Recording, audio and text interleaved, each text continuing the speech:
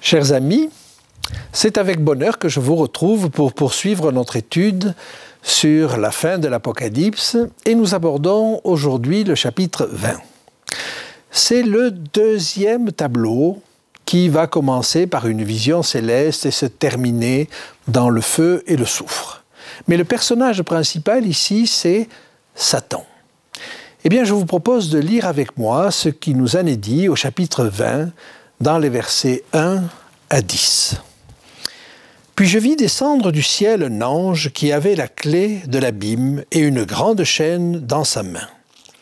Il saisit le dragon, le serpent ancien, qui est le diable et Satan, et il le lia pour 1000 ans. Il le jeta dans l'abîme, ferma et scella l'entrée au-dessus de lui, afin qu'il ne séduisît plus les nations, jusqu'à ce que les 1000 ans fussent accomplis.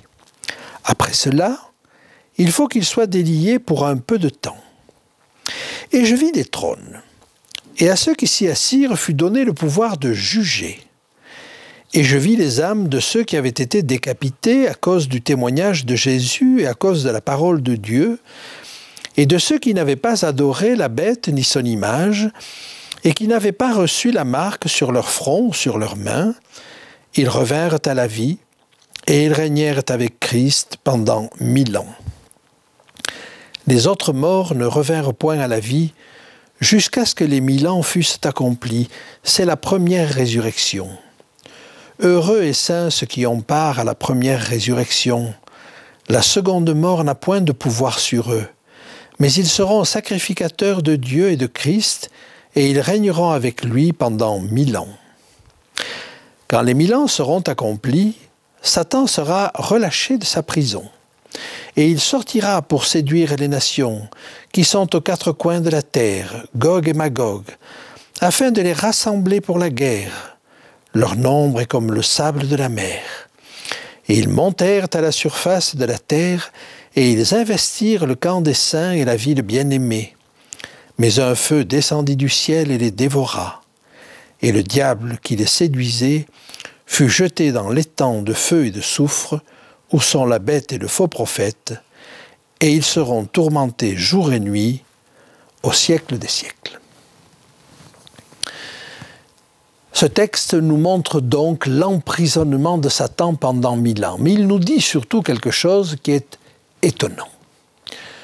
L'histoire du mal ne se termine pas avec le retour de Jésus.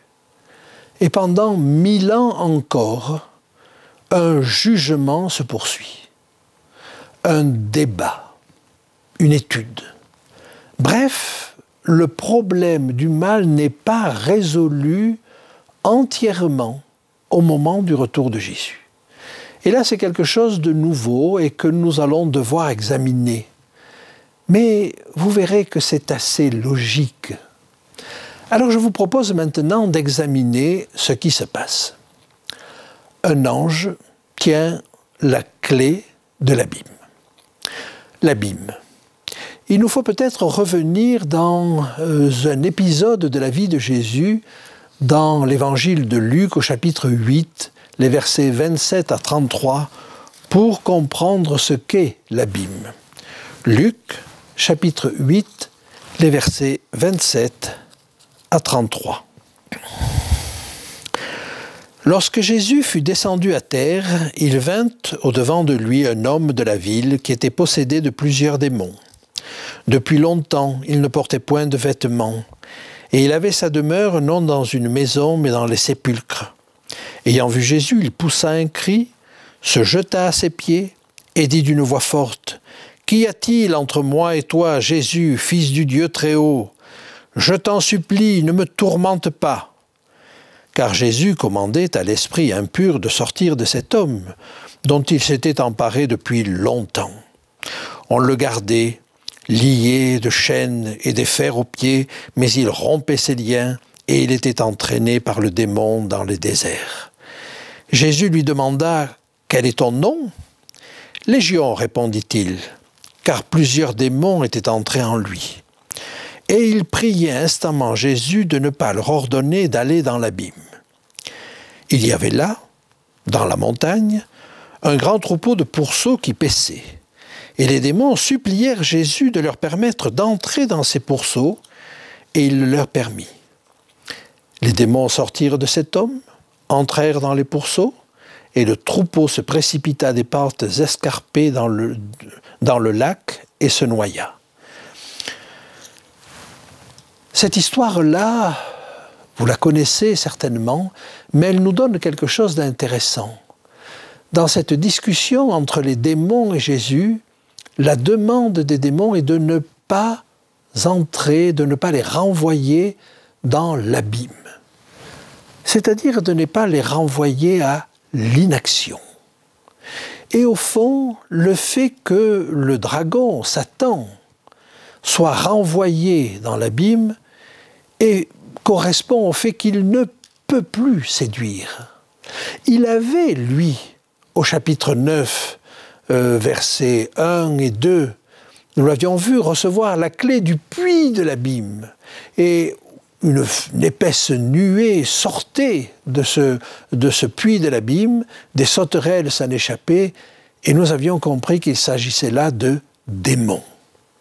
Et d'ailleurs, cet ange particulier, il nous est dit à la fin du passage, au verset 11, qu'il s'appelait en hébreu Abaddon, en grec Apollyon, mais que c'était l'ange de l'abîme.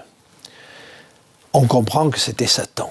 Il avait donc à un moment donné libéré des esprits mauvais, mais maintenant ces esprits mauvais et lui-même sont enfermés dans l'abîme. Alors, on peut le comprendre. Il ne s'agit pas d'une prison avec des barreaux, mais il s'agit d'une chaîne de circonstances. C'est qu'en réalité, il n'y a plus personne à séduire sur la terre. Et je vais vous le montrer à travers quelques textes. D'abord, on peut se poser la question de ceux qui sont les élus. Certains étaient morts, eh bien, ils sont ressuscités. Certains étaient vivants au moment du retour de Jésus, eh bien, ils sont transformés et tous ensemble, ils s'élèvent à la rencontre du Seigneur. Pour ce qui concerne les réprouvés, eh bien, ceux qui sont vivants au moment du retour de Jésus sont tués. J'aimerais vous le montrer à la fin du chapitre 19. Verset 21, « Et les autres furent tués par l'épée qui sortait de la bouche de celui qui était assis sur le cheval, et tous les oiseaux du ciel se rassasièrent de leur chair. » Et puis, une autre catégorie. Il y a ceux qui étaient morts quand Jésus est arrivé. Et là, on voit au chapitre 20, verset 5, dans le texte que nous avons lu, qu'ils ne revinrent point à la vie jusqu'à ce que les 1000 ans soient accomplis. Donc il y aura bien une résurrection des méchants, mais à la fin des 1000 ans. En conséquence, si les élus sont au ciel avec Jésus, et si l'abîme est fermé au-dessus de Satan, et qu'il n'y a plus de communication, et si sur la terre il n'y a plus de méchants, en conséquence, il n'y a plus personne à séduire. Voilà donc pourquoi on peut dire que Satan est enfermé. Mais le texte ajoute que à la fin des 1000 ans, il faut qu'il soit libéré pour un peu de temps. À quoi cela correspond-il? Tout simplement au fait qu'à la fin des 1000 ans, les méchants vont ressusciter. Et à partir du moment où des méchants ressuscitent, eh bien, il a quelqu'un à séduire, et à ce moment-là, il va reprendre de l'activité. Alors cet enfermement des forces du mal pendant 1000 ans était déjà annoncé par le prophète Ésaïe au chapitre 24, les versets 19 à 23.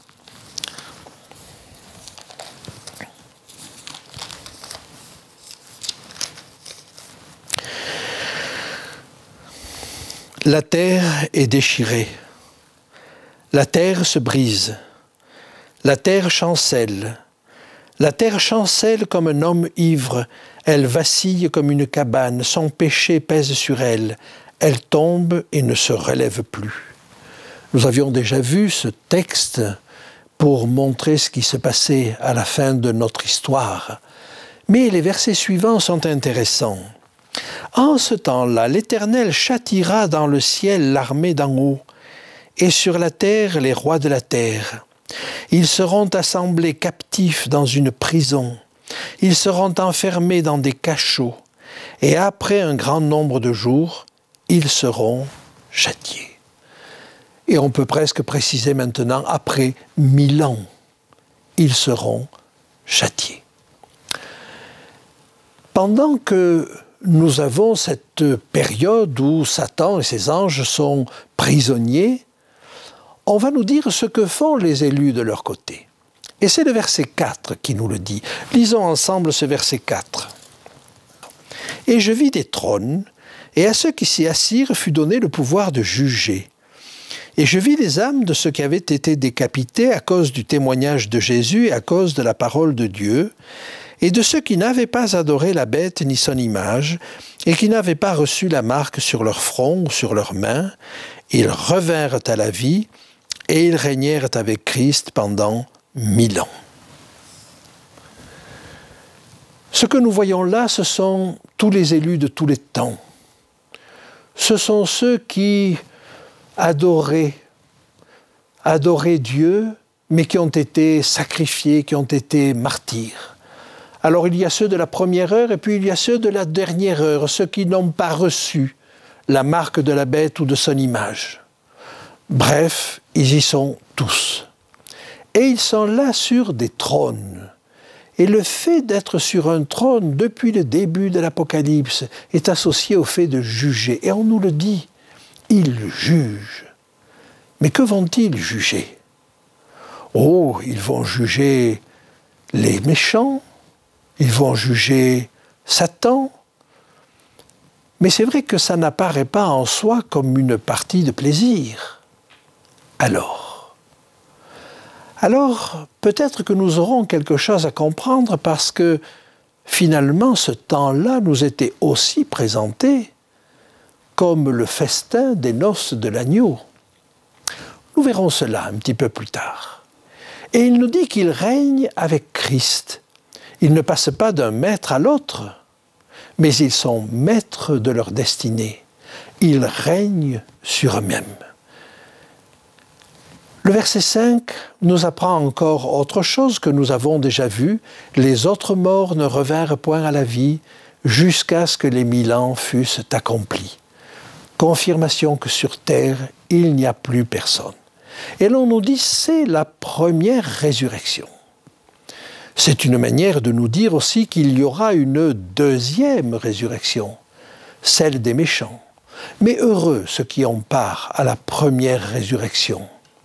La seconde mort, la mort définitive, n'aura pas de pouvoir sur eux. Il nous faut être très clair sur la notion de l'immortalité de l'âme, ou plutôt de la mortalité de l'âme. J'aimerais pour cela relire avec vous au moins 2 textes. Le premier se trouve dans le livre de l'Ecclésiaste, au chapitre 9 et au versets 5 et 6. « Les vivants, en effet, savent qu'ils mourront, mais les morts ne savent rien.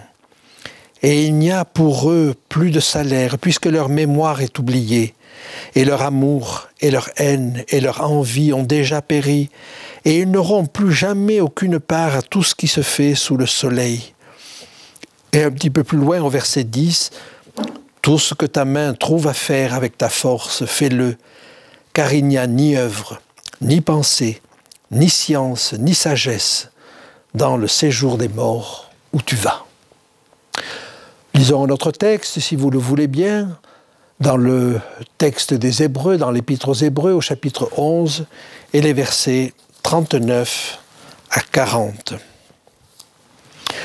Tout cela, à la fois desquels il a été rendu témoignage, n'ont pas obtenu ce qui leur était promis.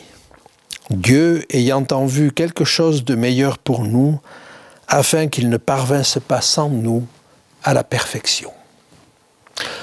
Par conséquent, n'espérons pas qu'il y a une vie immédiatement après la mort.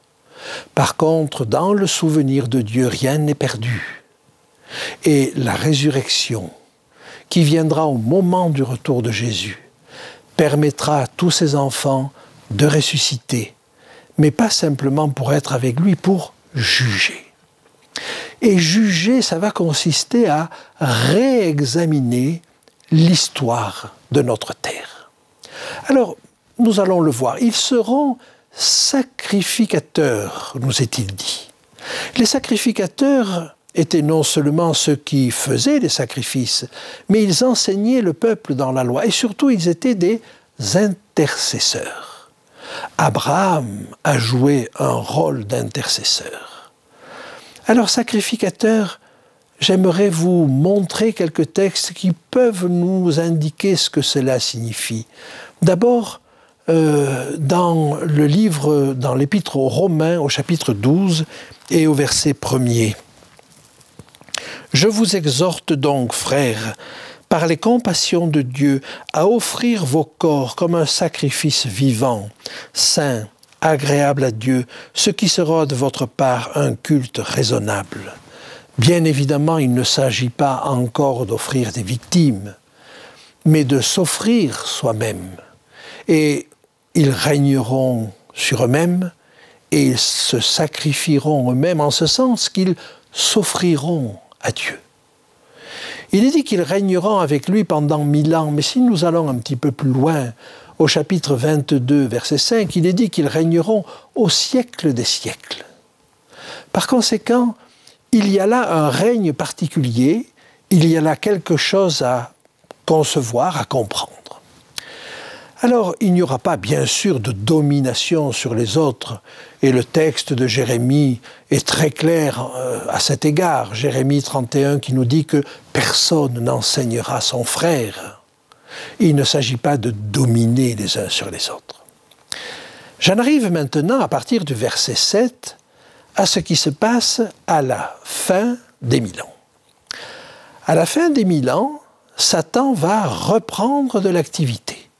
Il sera relâché de sa prison, mais pour une raison simple, c'est que des personnes vont ressusciter.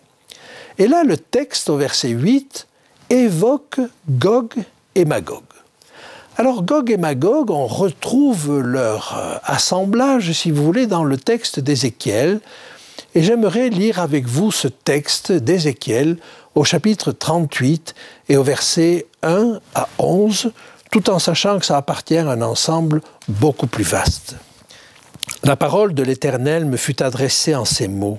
« Fils de l'homme, tourne ta face vers Gog au pays de Magog, vers le prince de Roche, de Méchec et de Tubal, et prophétise contre lui.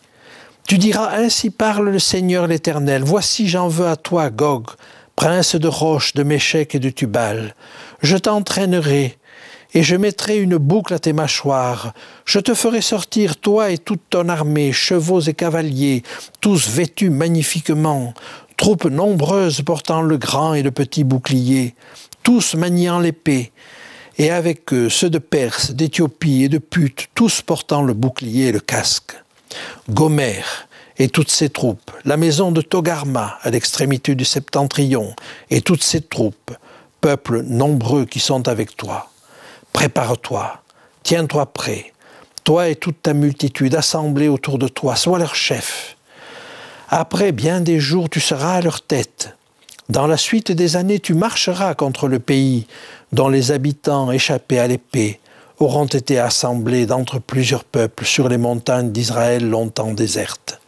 Retirés du milieu des peuples, ils seront tous en sécurité dans leur demeure. Tu monteras, tu t'avanceras comme une tempête, tu seras comme une nuée qui va couvrir le pays, toi et toutes tes troupes et les nombreux peuples avec toi. Ainsi parle le Seigneur l'Éternel. En ce jour-là, des pensées s'élèveront dans ton cœur et tu formeras de mauvais desseins. Tu diras, je monterai contre un pays ouvert, je fondrai sur des hommes tranquilles, en sécurité dans leur demeure, tous dans des habitations sans murailles et n'ayant ni porte ni verrou. Cette description idyllique du peuple de Dieu est probablement relative à la nouvelle terre. Et donc, Gog et Magog représentent cet assemblage considérable qui va lutter contre le peuple de Dieu encore une fois.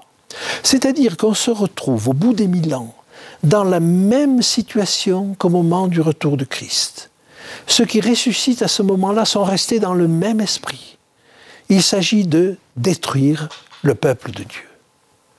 Mais le verset 9 nous dit, et c'est un raccourci, un feu descend du ciel et les dévore. Bien sûr, il s'agit de nous décrire la fin de Satan. Donc, on va passer rapidement, mais on reviendra sur cette chose-là. Alors, c'est une attaque. Quelle est cette attaque à la fin des 1000 ans? Eh bien, j'aimerais pour cela lire avec vous ce que nous avons dans le livre du prophète Ésaïe, au chapitre 54. Ésaïe 54, à partir du verset 17. « Toute armée forgée contre toi sera sans effet, et toute langue qui s'élèvera en justice contre toi, tu la condamneras. Tel est l'héritage des serviteurs de l'Éternel, tel est le salut qui leur viendra de moi, dit l'Éternel. » Effectivement, on peut penser que ceux qui se réveillent à ce moment-là vont accuser les enfants de Dieu. N'ont-ils pas commis les mêmes erreurs? N'ont-ils pas fait les mêmes fautes? Certainement. Mais voilà, ils seront défendus. Il y a une différence entre les deux. C'est que les uns ont demandé pardon, ont regretté. Les autres, non. Et c'est là toute la différence. La différence, ce n'est pas dans la quantité de mal qui a été faite d'un côté ou de l'autre. Mais ayant demandé pardon, ayant reconnu leur erreur, ils ont obtenu le pardon. Et c'est ça, le salut. Et Satan et ses anges et ses acolytes se retrouvent dans la situation d'accusateurs, alors que les élus se trouvent dans la position de sacrificateurs, à plaider pour les réprouver. Il y a donc là une opposition majeure entre les deux. De quel côté voulons-nous être? Voulons-nous être de ceux qui accusent ou du côté de ceux qui plaident? Voulons-nous être parmi les accusés, mais des accusés qui seront défendus? Le diable sera jeté dans les temps ardents de feu et de soufre. Et il sera tourmenté au siècle des siècles. Oh, le terme qui est employé là, c'est basanizo, qui signifie tester. Il sera testé, mais le test qu'il va subir, et que nous pouvons lire dans la première épître aux Corinthiens, ce test-là aura des conséquences jusque dans l'éternité. Il ne s'agit pas de souffrances éternelles, il s'agit de la seconde mort, comme ça nous est dit en Apocalypse 20, verset 14, ou 21, verset 8. Ou comme c'est dit pour Sodome et Gomorrhe, qui nous sont présentés comme subissant la peine d'un feu éternel. Que chacun d'entre nous puisse bâtir selon quelque chose qui ait du sens. Que chacun d'entre nous puisse bâtir avec des matériaux qui vont résister au feu et dont on pourra dire qu'ils ont des conséquences jusque dans la vie éternelle. construire sa vie grâce à Dieu avec des matériaux nobles.